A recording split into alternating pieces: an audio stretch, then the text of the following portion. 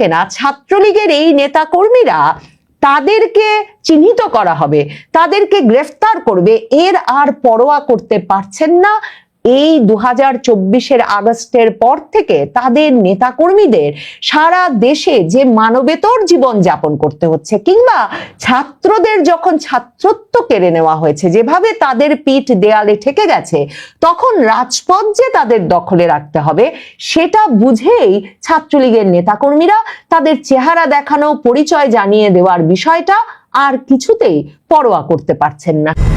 আওয়ামী লীগ এবং তার অঙ্গ সংগঠনের নেতাকর্মীদের একটা প্রত্যাশা এবং ধারণা ছিল যে নির্বাচিত একটা সরকার ক্ষমতায় এলে আওয়ামী লীগ, ছাত্রলীগ সহ এর অঙ্গ সংগঠনগুলোর ওপর যে রাজনৈতিক কার্যক্রমে নিষেধাজ্ঞা দেওয়া আছে সেটা শিথিল হবে, উঠে যাবে, এবং তারপর রাজনৈতিক কার্যক্রমে স্বাভাবিকভাবে ফিরে আসার মাধ্যমে আওয়ামী লীগ, ছাত্রলীগ, আওয়ামী লীগের অন্যান্য অঙ্গ সংগঠন সমূহের নেতা, কর্মী, সমর্থকেরা একটা স্বাভাবিক জীবনে ফিরতে শুরু করবেন। এবং সেজন্যে মনে করে দেখেন যে 2025 সালে আওয়ামী লীগ, ছাত্রলীগ সারা বাংলাদেশে রাজপথে, দিনে দুপুরে, ঢাকা শহরের বাংলা মোটরে, ফার্ম গেটে, শ্যামলীতে, জনবহুল এলাকায় যেভাবে মিছিল করা শুরু করেছিল এবং যেই জায়গা থেকে শঙ্কিত হয়ে আওয়ামী লীগ বিরোধী অনেক সংবাদ মাধ্যম এবং বিভিন্ন পক্ষ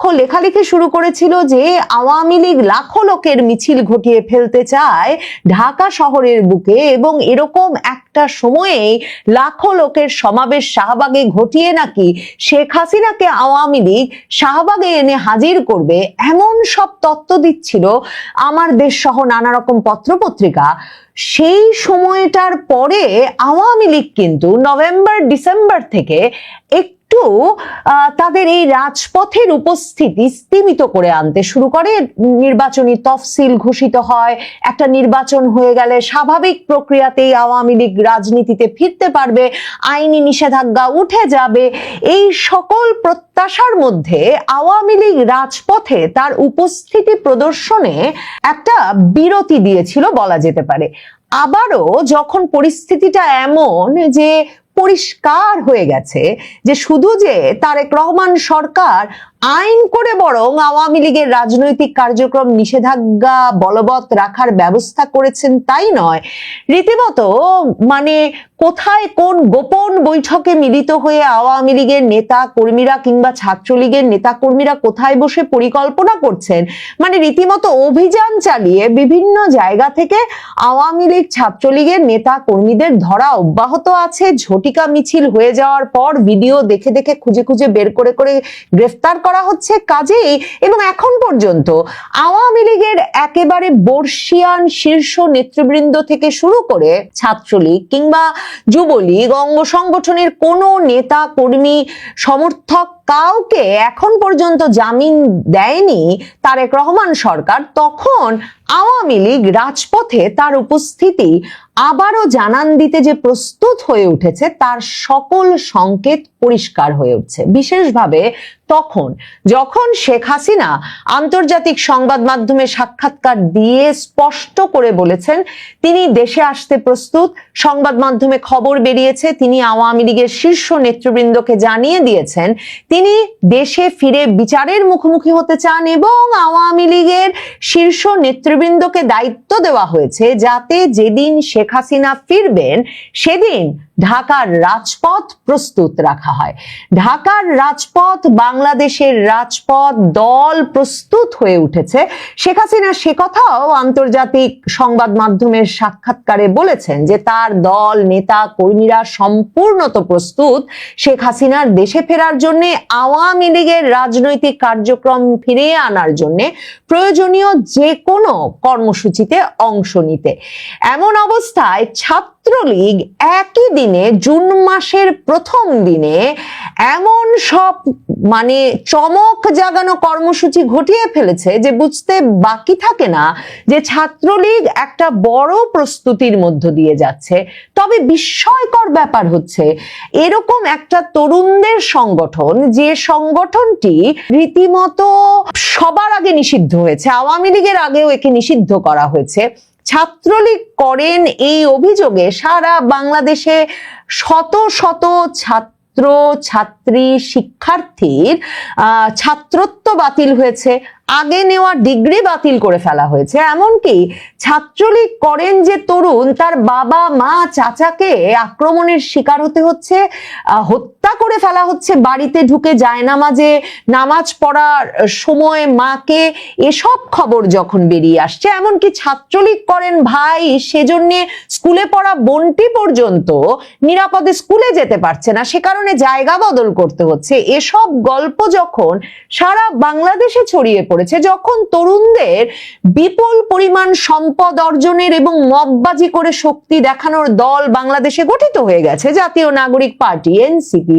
তখন যে এখনো হাজার হাজার লাখ লাখ শত শত তরুণ ছাত্রলীগের রাজনীতি করছেন, ছাত্রলীগের রাজনীতির মিছিলে এমন বিপদের সময় গ্রেফতার হবেন এটা জেনেও যোগ দিচ্ছেন, এবং মাস্ক ছাড়া কোন সংগঠনের তারা কর্মী সেটা জানান দিয়ে রাজপথে নেমে চট্টগ্রাম শহরের বুকে একেবারে মিছিলে প্রকম্পিত করে তুলতে পারছেন, সেটা বিস্ময়কর বটে। ছাত্রলীগের এমন একটা মিছিল চট্টগ্রামের ব্যস্ততম জিইসি মোড় থেকে হয়েছে, যেই মিছিলটিকে রীতিমতো বড় মিছিল বলে লিখতে বাংলাদেশের সংবাদ মাধ্যম বিপুল বাধার মধ্যেও বাধ্য হচ্ছে।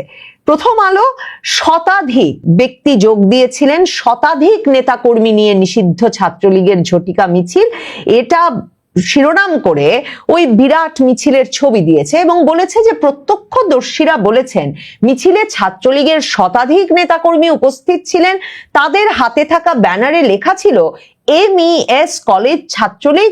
মিছিলটি ২ নম্বর গেটের আশপাশ থেকে শুরু হয় বলে জানা গেছে এবং চট্টগ্রাম নগরের জিইসি মোড় এলাকায় ওই ঝটিকা মিছিলের একাধিক ভিডিও আজ সোমবার সামাজিক যোগাযোগ মাধ্যমে ছড়িয়ে গেছে।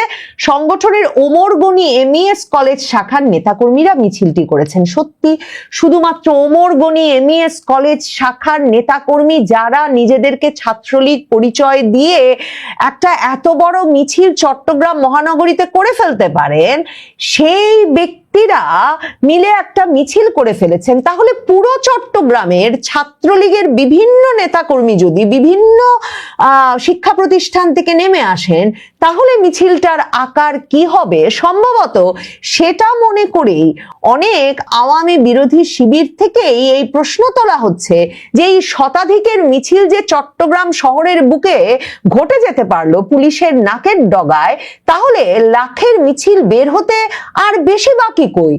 দেখেন, প্রথম আলো পাঁচলাইশ থানার ভারপ্রাপ্ত কর্মকর্তা ওসি জাহিদুল ইসলামকে জিজ্ঞেস করেছিলেন যে কি করে এমন একটা মিছিল হতে পারত। তখন তারা বলেছেন, আমরা ঘটনাস্থলে গিয়ে কাউকে পাইনি, তবে ঘটনার ভিডিওগুলো পর্যালোচনা করা হচ্ছে, জড়িত ব্যক্তিদের শনাক্ত করে গ্রেফতার করা হবে। কিন্তু সংবাদ মাধ্যমের অন্য খবরে বোঝা যাচ্ছে, যেমন বাংলা নিউজ 24-এ বোঝা যাচ্ছে চট্টগ্রামেও আজ শুধু একটা মিছিল হয় নাই, চট্টগ্রামে পৃথক 2 স্থানে 2টো বিক্ষোভ মিছিল হয়েছে। একদিকে জিইসি মোড়ে, তো চট্টগ্রামের একদম ব্যস্ত জিইসি মোড় এলাকায় তো মিছিলটা হয়েছেই, ওমরগনি এমইএস কলেজ শাখার নেতৃবৃন্দ যে নেতাকর্মীরা যে মিছিলটা করেছেন। অন্যদিকে চট্টগ্রামের আনোয়ারা উপজেলার পিএবি সড়কের চাতরি চৌমুহনী এলাকাতেও একটা মিছিল হয়েছে এবং ওই মিছিলের 1.5 মিনিটের ভিডিও সামাজিক যোগাযোগ মাধ্যমে ছড়িয়ে পড়েছে। এখন বাংলা নিউজ 24 বলছে যে ওমরগনি এমইএস কলেজ শাখার নেতাকর্মীদের মিছিল থেকে জয় বাংলা, শেখ হাসিনা আসবে সহ বিভিন্ন স্লোগান দেওয়া হয় এবং যেই মিছিলটাকে বড় মিছিল হিসেবে অভিহিত করছে বাংলা ট্রিবিউনও, সেই মিছিলটি সম্পর্কে বাংলা নিউজ 24 লিখছে যে ওই মিছিলের ভিডিও নাকি ভাইরাল হয়ে গেছে। তারা বলছে ভাইরাল হওয়া ভিডিওতে দেখা যায় নগরের নাসিরাবাদ সরকারি উচ্চ বিদ্যালয়ের বিপরীত পাশ থেকে মিছিল নিয়ে জিইসি মোড়ের দিকে অগ্রসর হন নেতা কর্মীরা। আজকে সোমবার দিনে 1 জুন সকালবেলায় ছাত্রলীগ ঢাকা বিশ্ববিদ্যালয়ে একটা মৌন মানববন্ধন করেছে, রীতিমতো ডাকসুর ভবনের সামনে দাঁড়িয়ে।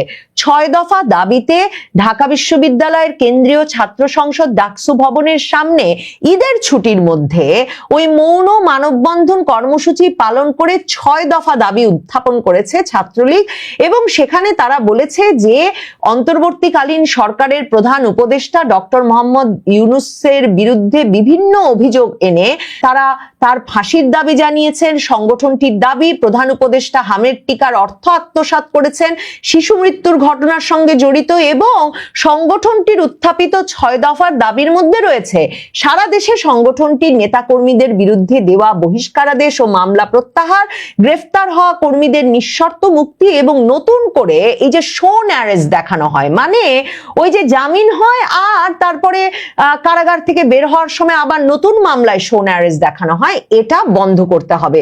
এছাড়া ছাত্রলীগের পক্ষ থেকে ওই মৌন মানববন্ধন থেকে ডাকসু ভবনের সামনে দাঁড়িয়ে নারী শিশু হত্যা, ধর্ষণ, মাদ্রাসায় শিশু নির্যাতন, অনলাইনে নারী হয়রানির সঙ্গে জড়িতদের চিহ্নিত করে দৃষ্টান্তমূলক শাস্তি নিশ্চিত করার দাবি জানানো হয়। অবৈধ প্রজ্ঞাপনের মাধ্যমে দলীয় নিয়োগ বন্ধ, শিক্ষক লাঞ্ছনার ঘটনার বিচার এবং শিক্ষকদের সামাজিক মর্যাদা পুনঃপ্রতিষ্ঠার দাবি তুলে ধরা হয়।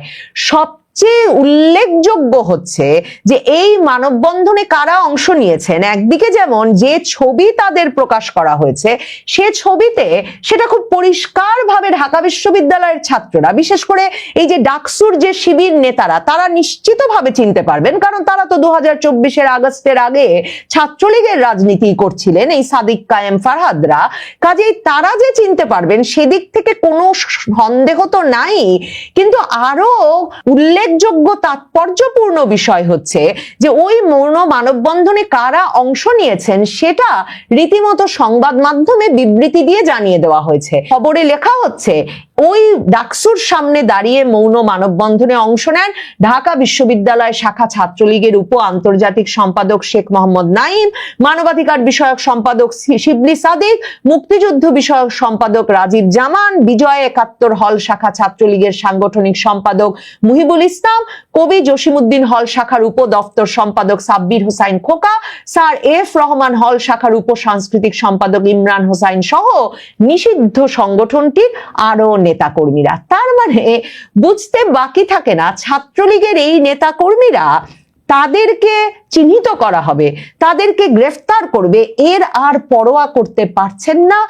এই 2024-এর আগস্টের পর থেকে তাদের নেতাকর্মীদের সারা দেশে যে মানবেতর জীবন যাপন করতে হচ্ছে, কিংবা ছাত্রদের যখন ছাত্রত্ব কেড়ে নেওয়া হয়েছে, যেভাবে তাদের পিঠ দেয়ালে ঠেকে গেছে, তখন রাজপথ যে তাদের দখলে রাখতে হবে সেটা বুঝেই ছাত্রলীগের নেতাকর্মীরা তাদের চেহারা দেখানো, পরিচয় জানিয়ে দেওয়ার বিষয়টা আর কিছুতেই পরোয়া করতে পারছেন না। শেখ হাসিনা সেটাকেই বোধহয় বলছেন যে আর দেরি করা চলে না, প্রস্তুত তিনি, প্রস্তুত তার নেতাকর্মীরা, এবং সেজন্যই বোধহয় তিনি দেশে ফিরে বিচারের মুখোমুখি হতে, জেলে যেতে, প্রয়োজনে ফাঁসির মঞ্চে যেতে প্রস্তুত বলে তার দলের নেতাকর্মীদের জানিয়ে দিয়ে। নাসিরউদ্দিন পাটোয়ারি এনসিপি নেতা রাজনীতিতে বর্তমানে রাজনীতির গোপাল ভাঁড় হিসেবে নিজেকে প্রতিষ্ঠিত করতে পুরোপুরি সফল হয়েছেন।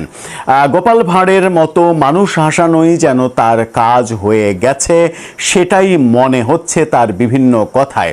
এবার তিনি তার দলের যিনি প্রধান নেতা নাহিদ ইসলামকে পাকিস্তানের জাতির পিতা বানানোর চেষ্টা করছেন।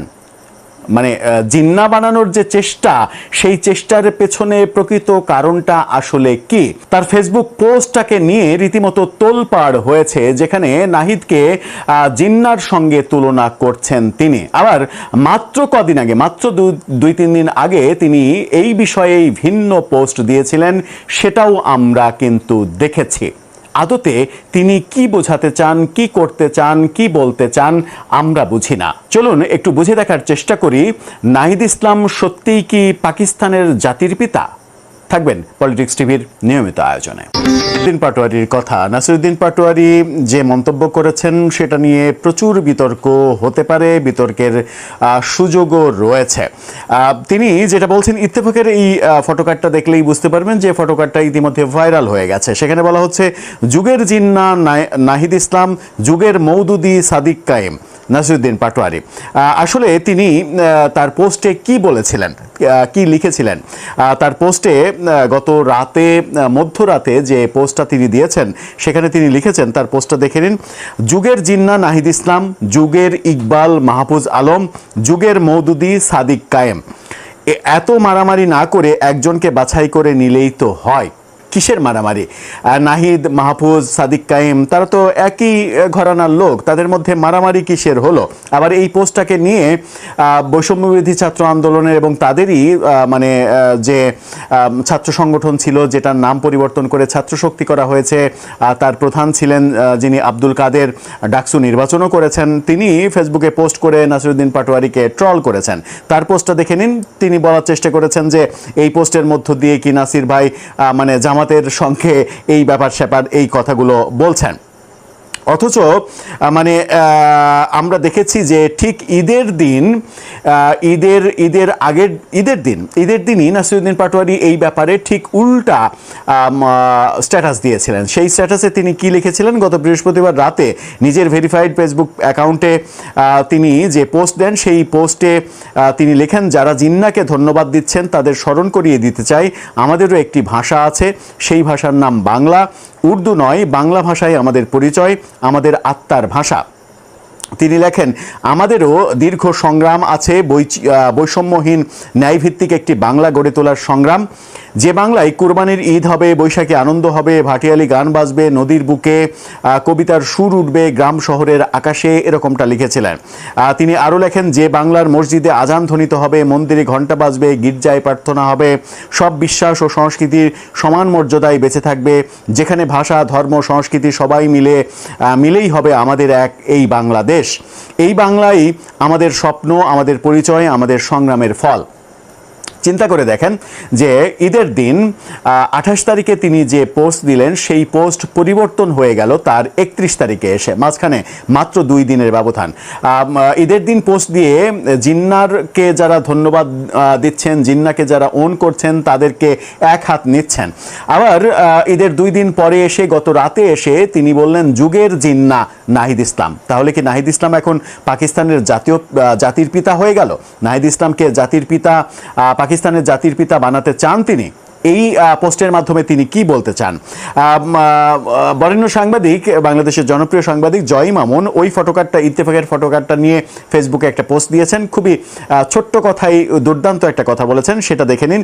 সেখানে বলা হচ্ছেন, এই বয়সে মগজে এই লেভেলের পচন ধরল কি করে? অর্থাৎ পাটোয়ারিকে তিনি বলছেন যে মগজে পচন ধরেছে। মগজে যে পচন ধরেছে সেটা তো আমরা জানি। আবার যেটা বলছি যে 28 তারিখে ঈদের দিন তিনি যে পোস্টটাকে দিয়েছিলেন, সেটাও গণমাধ্যমে প্রচার হয়েছে। ভয়েস বাংলা সেটা নিয়ে একটা ফটোকার্ড তৈরি করেছে। সেই ফটোকার্ডটা দেখে নিন। জিন্নার ছবি, পাকিস্তানের পতাকা দিয়ে যারা জিন্নাকে পাকিস্তানের জাতির পিতা ধন্যবাদ দিচ্ছেন, তাদের স্মরণ করিয়ে দিতে চাই, আমাদেরও একটা ভাষা আছে, সেই ভাষার নাম বাংলা। মানে জিন্নার বিরুদ্ধে, জিন্নার অনুসারীদের বিরুদ্ধে কথা বলছেন। আবার তিনি নাহিদ ইসলামকে যুগের জিন্না বলছেন। মানে এই যুগের জিন্না, ওই যুগে ছিল জিন্না মোহাম্মদ আলী জিন্না, যিনি আমাদের মানে মুখের ভাষা বাংলা ভাষা কেড়ে নিয়ে উর্দুই পাকিস্তানের রাষ্ট্রভাষা হিসেবে প্রতিষ্ঠিত করতে চেয়েছিলেন। পূর্ব পাকিস্তান, পশ্চিম পাকিস্তান দুই পাকিস্তানেরই রাষ্ট্রভাষা হয় উর্দু, সেই ঘোষণা দিয়েছিলেন। আমাদের মুখের ভাষা বাংলা কেড়ে নিতে চেয়েছিলেন। এখন এই যুগের জিন্না হিসেবে নাহিদকে প্রতিষ্ঠিত করে তারা কি এখন মানুষের স্লোগান দেওয়ার অধিকার কেড়ে নেবেন? তারা কি ইনকিলাব জিন্দাবাদকে বাংলাদেশের রাষ্ট্রীয় স্লোগান হিসেবে ঘোষণা করবেন? সেরকমটা আমরা দেখব। আসলে মানে আমরা মানে রাজনৈতিক গোপাল ভাঁড়দের কবলে পড়ে গেছে। এই গোপাল ভাঁড়দের হাত থেকে আমরা আদতে পরিত্রাণ কিভাবে পাবো, সেটা একটা বড় গবেষণার ব্যাপার হয়তোবা হবে ভবিষ্যতে। দর্শক, আপনার কাছে কি মনে হয়? নাহিদকে পাকিস্তানের জাতির পিতা বানাতে চাইছেন, মানে এই যুগের পাকিস্তানের জাতির পিতা বানাতে চাইছেন নাসিরুদ্দিন পাটোয়ারি, নাকি অন্য কিছু বোঝাতে চাইলেন তিনি? আসলে তিনি কি বোঝাতে চান, কি বুঝেন নিজে, সেটাও তিনি বোঝেন কিনা, সেই উত্তরও আপনার কাছে থাকলে জানিয়ে লিখতে পারেন আমাদের কমেন্ট বক্সে।